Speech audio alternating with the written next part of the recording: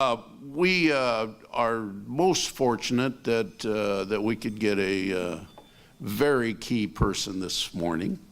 So I'm going to ask Justin Blanford, and now I've forgotten Justin's exact title, but Justin's in charge of all the historic buildings in the Midwest or something like that. Near as I can tell. And I think a charter member, and has certainly been active with us for a long time, and one of the really, really good people in state government. Justin.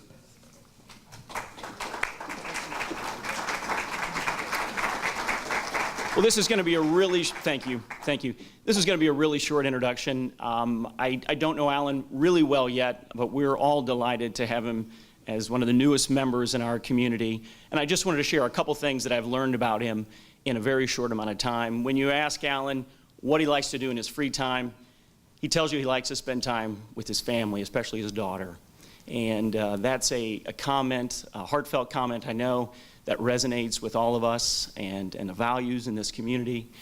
And when you ask Alan what he's looking for when he develops programs and when he brings people together, he tells you he's trying to bring in different perspectives and that he values diversity.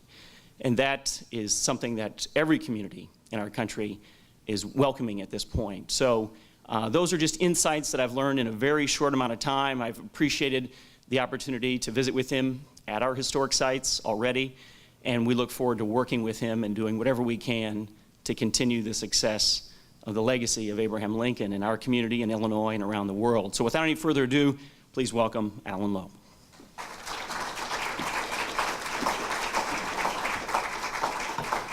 Thank you, Justin, very much. Congratulations on your promotion for all the Midwest. I'm very impressed. That's very good. Thank you all so much. I really appreciate the opportunity to be here this morning. I've been on the job as Executive Director of the Abraham Lincoln Presidential Library and Museum now for just over 2 months. I had my big 2-month anniversary recently. There was no party, and I was very disappointed by that, but it was great. And my wife, Kathy, and my daughter, Carolyn, and I, we've been overwhelmed by the welcome we've received here. It's a wonderful place to live. So we thank all of you for that welcome and for your support of the library and museum. I want to give you an overview, of course, of what we do at the Library and Museum, though I know this group knows a lot of that, so I will try not to be too redundant with what you already know. But I also want to tell you a little bit about how I got here, my story along the way, and what I've learned that I hope I will put into effect here at the Lincoln Library and Museum. See if technology doesn't like me. This is something you will learn about me over the years, so we'll see if this works. Up. It's not, see, I told you right away it's not working. Let's try that. Ah, yes. There you go. Thank you. All right. Thank you very much. First, I must admit, I got into the business of presidential libraries and museum by accident. I'm a University of Kentucky graduate. Yeah, this is something else you will learn about me, Justin, that in basketball season I am irrational. And I get depressed with any loss, or even if the victory is not quite big enough, I get quite upset. This is something you will learn more and more about me. But I just finished at the University of Kentucky with a master's degree in history, and I didn't know what I wanted to do next. I kept complaining to my wife, we'd just gotten married, that I didn't want to go on for my doctorate at that point. I wanted to do something different. And she said, well, for God's sake, apply for a job then, and stop complaining. She's a very straightforward person. And so I went and threw my resume out just to a multitude of places. And by chance, I was working at the Margaret I. King Library at the University of Kentucky just to make ends meet while I kind of started working on my doctorate. And got a call one day from the guy who had just moved out to Los Angeles with the Reagan materials. And he said, I want to interview you for a job here as an archivist. I said, great. You know, so we talked for about half an hour, whole range of questions. And at the end, he said, why do you want to work here? Final question. And I said, well, I'm a student of history. And as a student of history, my lifelong dream has been to work at a presidential library. And he said, that's fantastic, you're hired. Now we can't, nowadays I know from personal experience in the federal government you can't do that, but I guess back eons ago you could. And he said, here's your report date in September, we welcome you, to the Reagan Library. I was like, fantastic. And I hung up the phone and said out loud, what the heck is a presidential library? I had no idea. I had no idea what I just agreed to do. I knew they were going to pay me, I think it was $21,000 a year to be an archivist, and I thought, well, I'll probably get to meet Ronald Reagan, which I thought sounded pretty cool. So went out there, moved to Los Angeles in September of '89, did get to meet President Reagan many times, and immediately fell in love with the mission of these wonderful institutions of learning and of inspiration at the Reagan Library. My mom always made fun of me. The first time I met President Reagan was at our Christmas party in '89. He was very supportive of the staff. He came down to what was called the Reagan Project. We were an old pasta factory in Los Angeles while they built the permanent building. And he would tell Hollywood stories to the staff, but suddenly I found myself standing alone with him. And I thought, what do I say to this man? I was 25, I guess, 24. And I froze for a moment, and all I could think to ask him, I said, Mr. President, would you like a cookie? That's all I could ask him. And my mom, till the end of her days, made fun of me for that because, you know, this man, leader of the free world, I couldn't think of anything else. But my answer always was the president did want a cookie. We went and got a cookie together, so I served a purpose that day. So really enjoyed my time there, and let's see, what's going on. After that, went back to the National Archives. Now, the National Archives oversees 13 of those presidential libraries now, and I worked there in what was the central office of presidential libraries for the National Archives, overseeing those libraries across the country. And as I say, it was the best schoolhouse ever for running a cultural institution in a way, because I was always on the road, and I was the guy who would go out and usually try to deal with different problems, right? So a facility problem, a personnel problem, budget issues, all those things, and access issues, I would deal with some as well. So it was really an interesting experience for me in Washington. Oops, it's going up just went up a little bit on me here. There you go.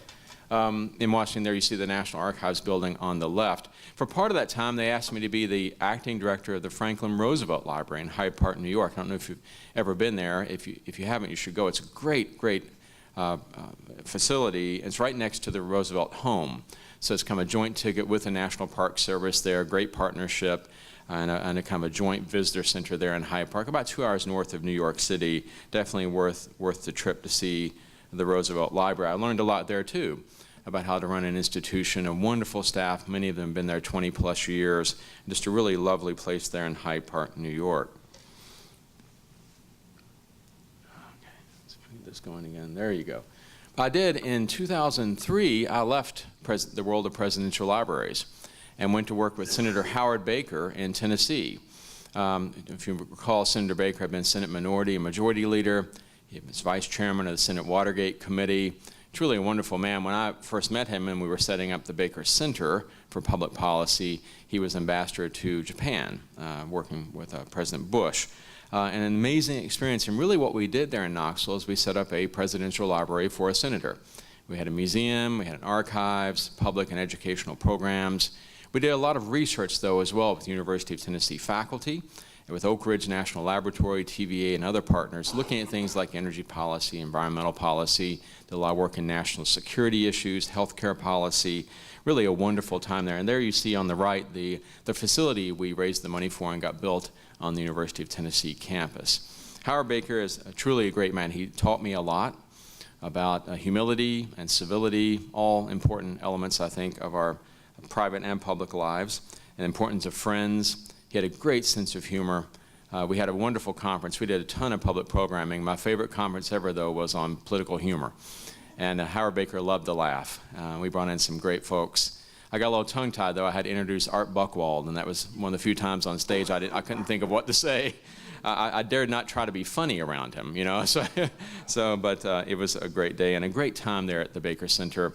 But then I got a call in '09 from the White House asking if I'd be interested in being director of the George W. Bush Presidential Library. And even Howard Baker said, you probably need to go do that, even though we hate to lose you here in Knoxville. So I went there in '09 and was there 7 years helping start up the Bush Presidential Library. And there you see our big dedication day with the 5 presidents. That was an amazing day. Even the weather cooperated. A wonderful event. I wasn't that nervous. I had to lead these guys through the museum before the ceremony, but I was so tired, I was numb.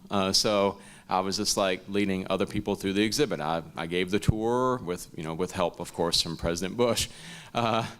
But at lunch that day, I guess I was waking up and I realized I was in line in front of the famous baseball player Nolan Ryan, and I just about passed out. And I turned around and introduced myself to him, and when I did, my voice cracked, and my wife said, "For God's sake, get a hold of yourself."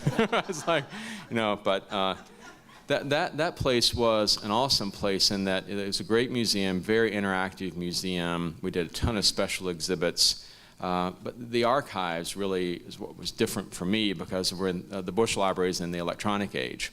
So we had some 70 million pages of paper records and 40,000 artifacts. I mean, a huge collection, but it was all dwarfed by this electronic record collection.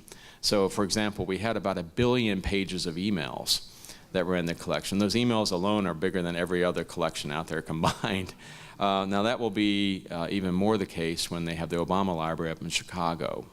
Before I left NARA, I was talking to the head of the agency, David Ferriero, who's a good guy, and he said by his count, the Obama White House had at least 5 times the number of emails within the White House system that the Bush White House did. So that's a real challenge for those guys of how you handle all this electronic data. But it was a wonderful experience. The President and Mrs. Bush, truly good people. Again, they also have a good sense of humor, thank God, because they had to laugh at me every now and then. But we had a good experience designing that building, designing that museum, getting it going, and having some great response from the Dallas and Fort Worth community. Then, earlier this year, I received a call from Illinois asking if I'd be interested in being a candidate to be director of the Abraham Lincoln Presidential Library and Museum. And when folks say, what led you to answer that call, a lot of things did. I heard great things about Springfield, and but really, at the end of the day, you can't ignore the call of Abraham Lincoln. That's the bottom line, right? I mean, the greatest president of our history, I think the greatest American, an amazing story, so many possibilities to teach and inspire that I simply couldn't resist, and came up and interviewed, and I was very, very fortunate to be chosen to do this job. Now, I know this is a tough crowd for me, and that you all are leaders in this community. See Julie and others here who were there at the creation of this place. So I don't really need to tell you a whole heck of a lot about what we do. I will review real quick, of course, what we have, but really I want to focus more on my observations this first couple of months. We have the wonderful, this thing, it's taunting me a little bit. There we go. In the museum, of course, we have the journeys. Journeys 1, Journeys 2, taking you from Abraham Lincoln in the log cabin to the White House, to Ford's Theater, and to the legacy of a great man. I love the immersive nature of this exhibit. I spent a whole day with Bob Rogers, thanks to Julie Cellini, this week, learning about how this place was put together, the kind of the stories behind every section of that exhibit, and what stories they are. Very immersive, but also using a great number of artifacts and documents and photographs and recreations, all to tell this amazing story. Everything from a recreation of the reading of the Emancipation Proclamation, which I think is probably my favorite part, to that video, which I'm sure we've all seen, of the ebb and flow of the Civil War, the changing battle lines, all in 4 minutes.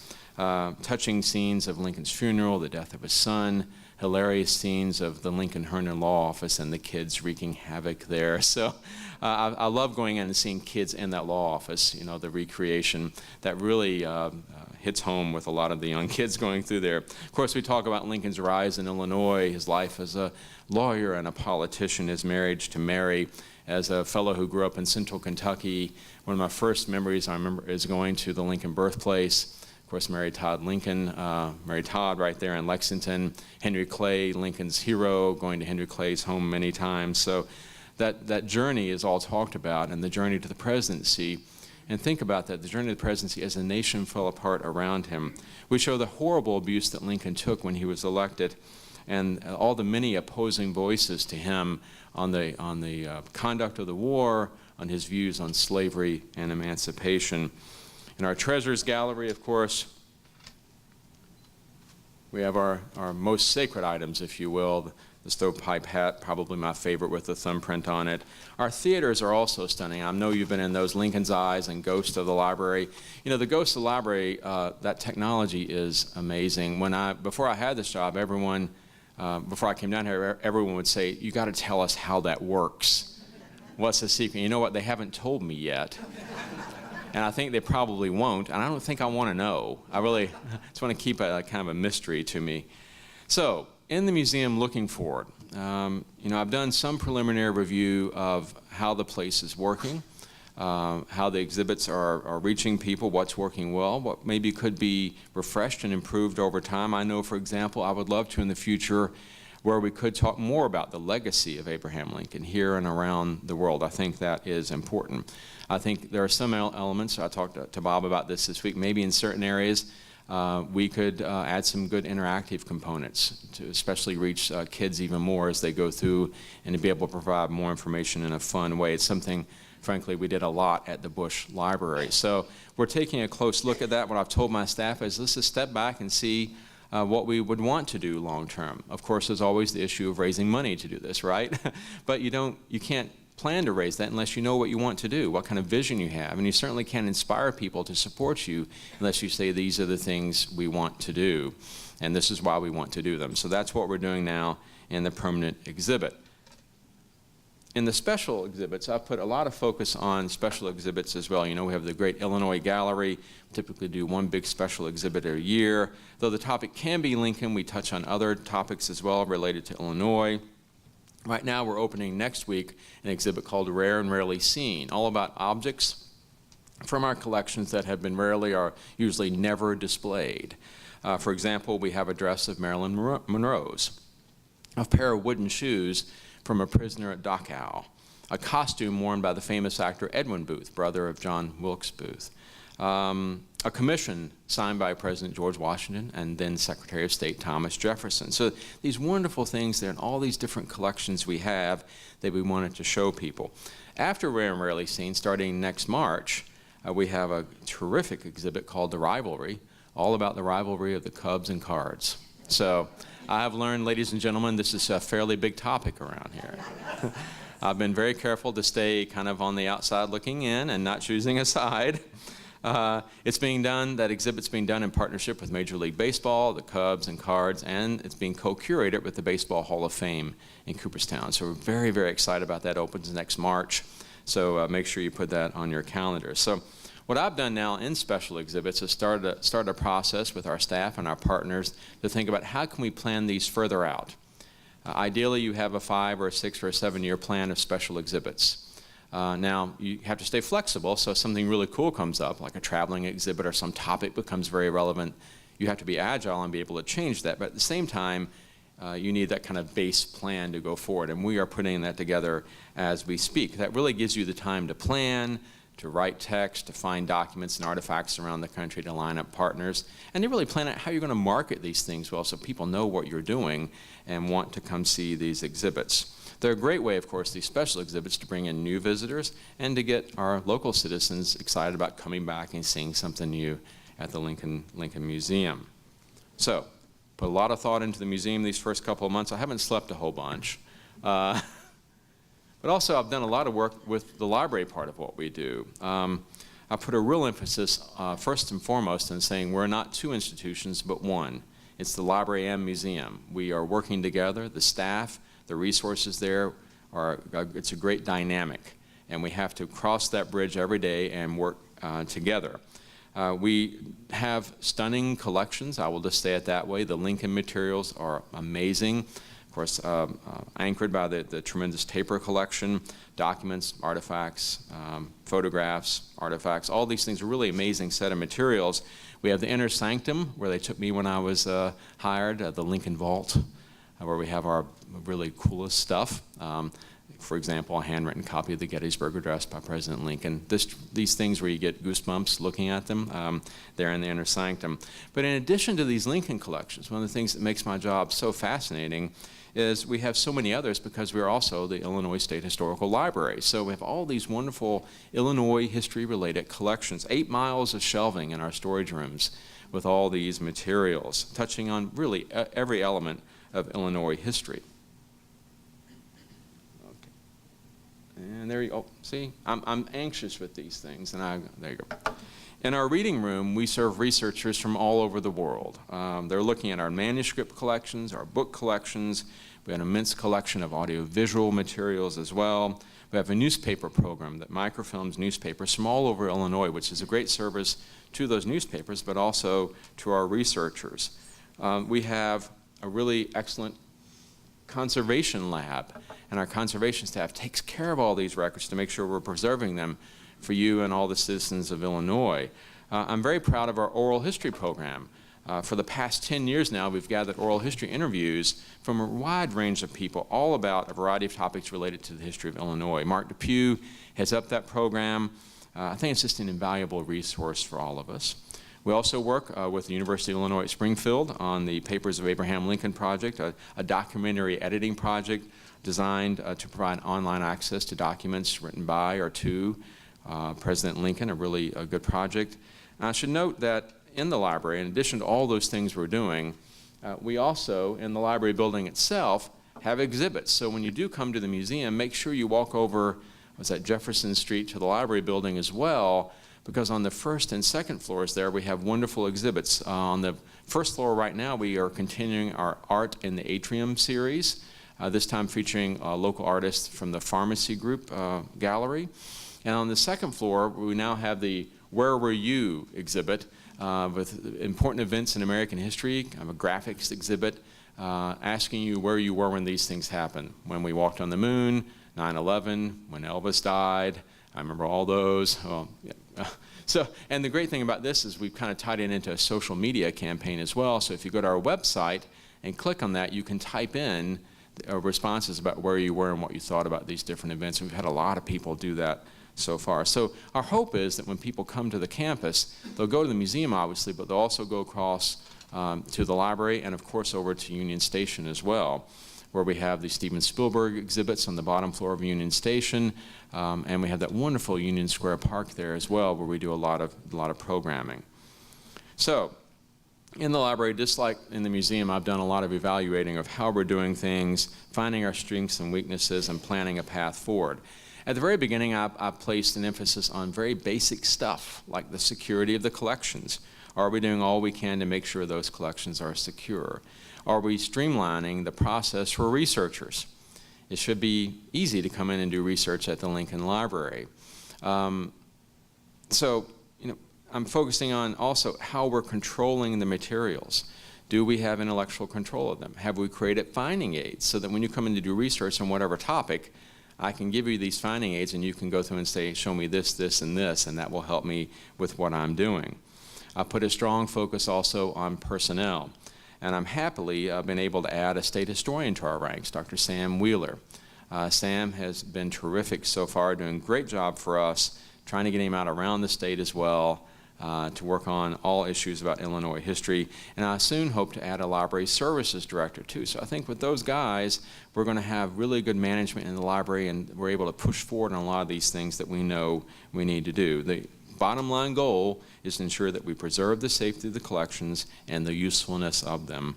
And of course, down the road, we're starting to think about what other collections should we be acquiring, right? What should we be adding to these, both Lincoln-related collections and Illinois history-related collections?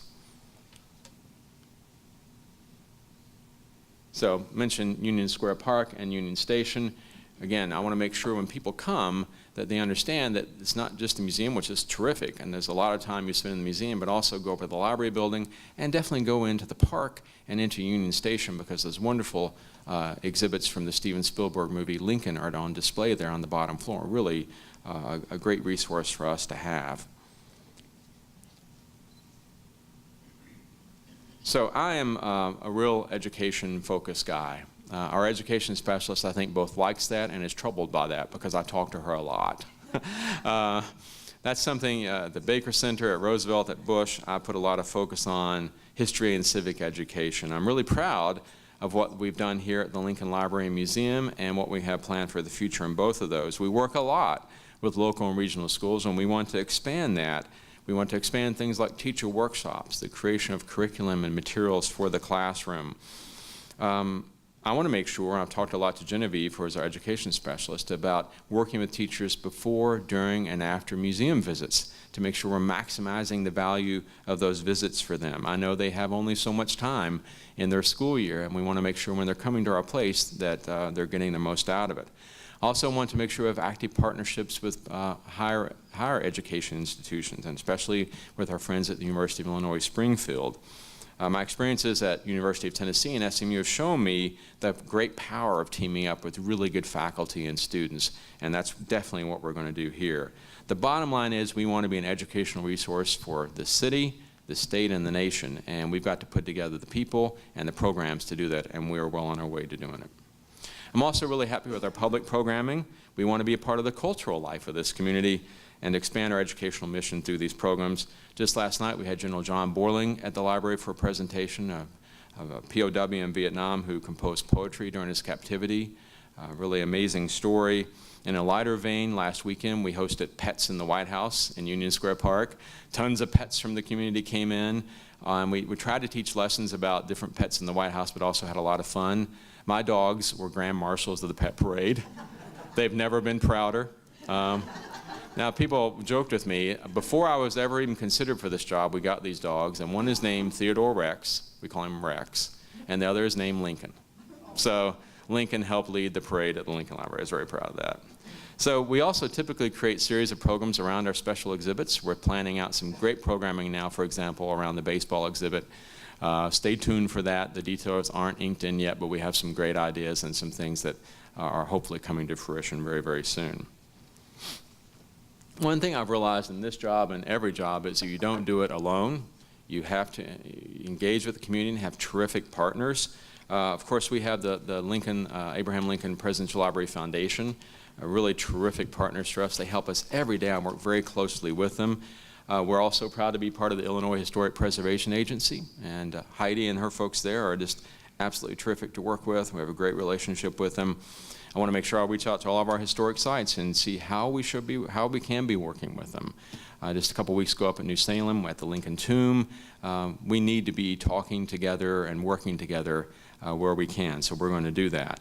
Of course, I've spoken to the Lincoln Home, our friends at UIS, Looking for Lincoln. I know Sarah's here today, the CVB, the state tourism folks, all these people. I've been a little busy these last few weeks, but these are all folks who need to be working with the other presidential libraries as well. I'm going up soon to the Dirksen Center. A good friend runs it up in Pekin, so I can't wait to get up there and see how we can work with them. And of course, our volunteers are partners to us, part of the team, important part of what we do. I'm always amazed when I realize we have over 500 docents and volunteers. It's an amazing program. We don't open the place every day without them. It's just, they're a key part of our operations. And if any of you know of folks who might be interested, let me know. Always looking for new volunteers. Jeremy Carroll oversees that program and does a really terrific job. So I know I'm going to leave some time for questions at the end, but I just, as director of the Abraham Lincoln Library and Museum, I thought I should say a few words about our namesake before I end the day. You know, I think his story is so relevant today to us. It always will be relevant. And I've thought a lot about these first couple months, why that's the case. I mean, there's some obvious things, but why is this the case with this really extraordinary man from Illinois? And I say one thing is I thought his story speaks to us because in many ways it's the story of our nation, right? So you think about it, in his rise from really humble beginnings, we see the story of so many who have made their lives in a country that at its best enables and lifts up the self-made man and woman. He lived on the frontier, an experience that in so many ways still defines our national character, right? He sought to make a living in many different ways, showing that kind of constant American striving for prosperity and advancement through hard work, and goodness knows he worked hard. He failed and had great sorrow in his life, something I think each of us can identify with. He thought deeply about the things we still think deeply about, God and family and mortality, love, how we govern ourselves, ideas like freedom and responsibility. He was a voice that kind of immortalized those principles that makes us Americans, that make us Americans. He faced a seemingly insurmountable challenge as the nation fell apart around him as he came into office, and yet under stress that I personally can't really imagine, he put it back together. His will, his strength, his determination, those are also, I think, timeless lessons for us. So he was tough as nails, but also a poet, right? Showing at the same time those qualities that built a nation out of the wilderness, but also defined a culture that in many ways defines our modern age. And as many of our fellow Americans have, he sacrificed for this country. In the end, he gave his life for ideas that he thought worth fighting and dying for. So when we think about Lincoln, I think we're seeing what's best in our nation, right? The better angels of our national character, if you will, in Abraham Lincoln. But as a final word, I'll say he's not just an abstraction. He was real flesh and bones. He's more alive to us than, say, a Washington or a Jefferson. Certainly all of us here in Springfield, and I saw him earlier today, actually. We can see him walking around the streets, right? We can see him arguing a case or making a joke, telling a story, playing with his boys. Particularly with the thousands of school kids we have coming through the museum every year, that's perhaps one of the greatest lessons we can teach. These great men and women who have changed the world, like Abraham Lincoln, are just that. They are men and women. We all have within us the ability to do good, to stand up for our principles, and as Mr. Lincoln said, to have faith that right makes might. It's an honor to have this position, to live in this community, to partner with all of you as we move this place forward, and to make sure that together we preserve and perpetuate the legacy of Abraham Lincoln. So again, thank you all so much for having me here today. I really appreciate it, and I'd be glad to answer any questions you might have. Thank you. Thank you.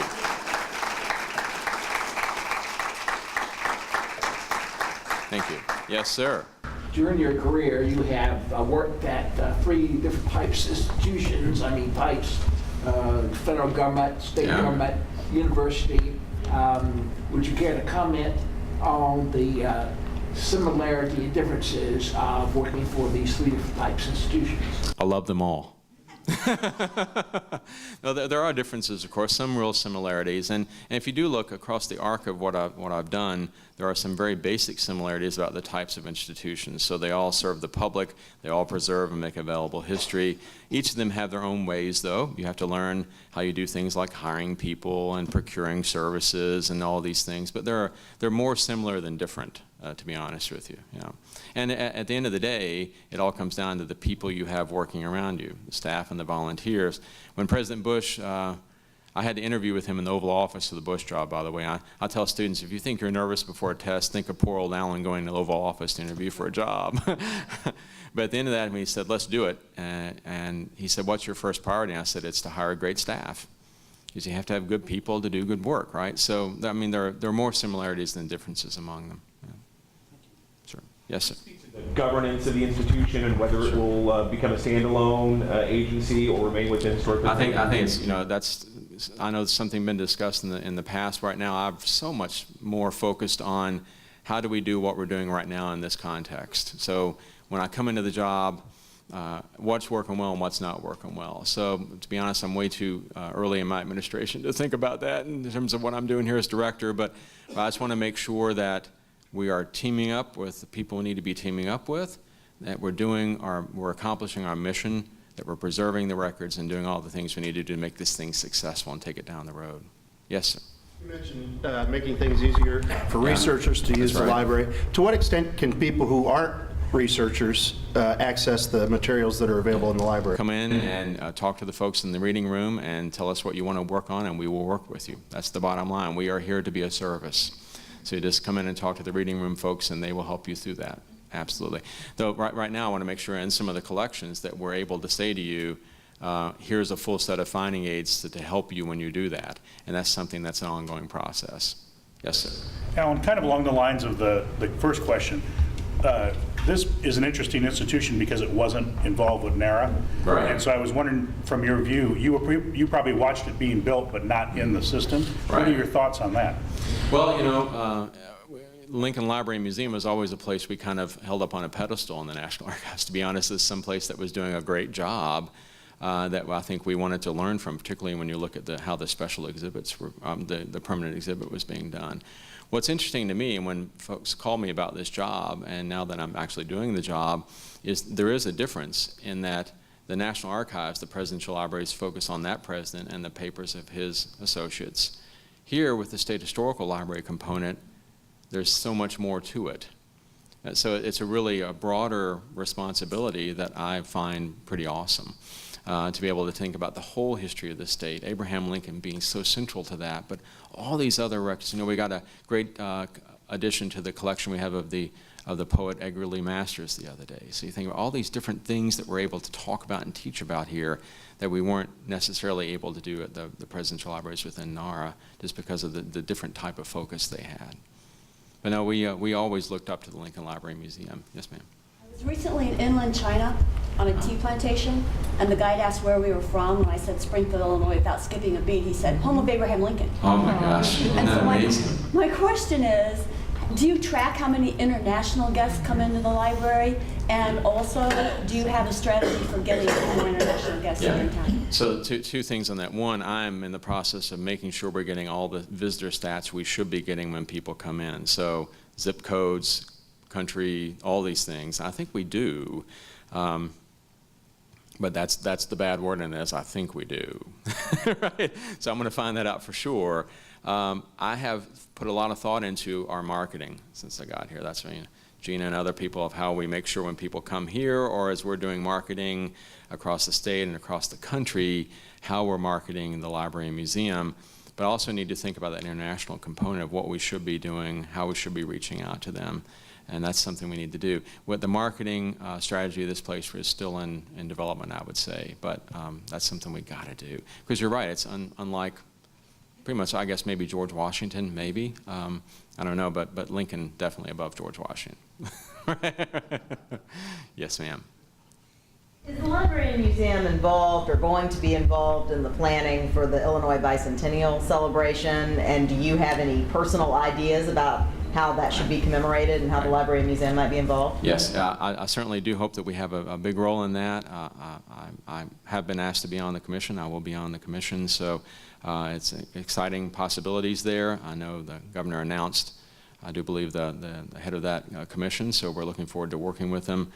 So that's definitely something we need to be part of. We're thinking about what we do during the bicentennial year in the special exhibit that will put a focus on the bicentennial.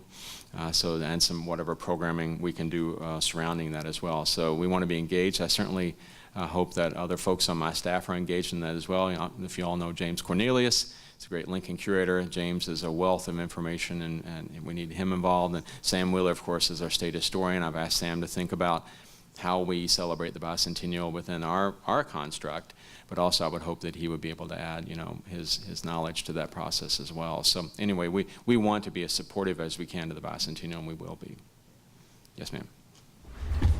I was fortunate enough to be part of the very first museum library. Yeah. And so I worked and observed and volunteered throughout the time of the museum library being open. Thank goodness you are here, Alan. We have been waiting for you. Oh, well, thank you. Thank you. And your ability to see the importance, your ability to look at the big picture and bring the people in. Lincoln is so excited, so thank you. Thank you. That's very sweet. Thank you very much. I'm honored to be here. Yes, sir. You might want to mention just how intimate the relationship is between Howard Baker and Senator Dirksen. Of course. In passing, for some who don't recall that. Yes. But more importantly, and seriously, would you contemplate going forward an endowed chair? I realize there are millions of things needing millions of dollars, but an endowed chair perhaps at the museum in this teaching role for a visiting historian of, say, 2 years duration. They would come in and center on something where we would have the Abraham Lincoln chair in history of blank. Right. And the other might be an endowed chair for a writer for a couple of years. Doris Kearns Goodwin, extremely well known. She comes here and does all this research, and many other Lincoln scholars. But perhaps a chair with a novelist or a poet who's here for a 2-year period with a couple of endowed chairs. I'm just thinking. No, I love the way you're thinking. I think we've said to us, let's dream for the future. Let's think about what this place should be doing and then how we get there.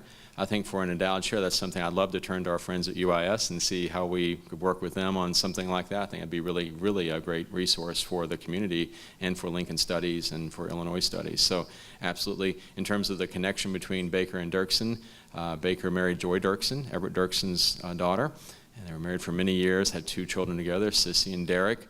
After Joy passed away, Senator Baker remarried a few years later to Nancy Kassebaum, senator from Kansas. So there is a definite connection there. Senator Baker idolized Everett Dirksen. He would tell, if I have a moment, I'll tell you the great Everett Dirksen story. Howard Baker was elected to the Senate. You know, Ev Dirksen was the Senate, legend. And so Baker goes up a little pressure. His maiden speech on the floor of the Senate, Baker goes and makes the speech, and he goes up to Everett Dirksen afterwards and says, well, how did I do? Wanting some praise from his father-in-law. And Everett Dirksen went through and said, you did fine. But at the end, he goes, but next time you may want to leave yourself the luxury of an unexpressed thought. Which I thought. So I love that story.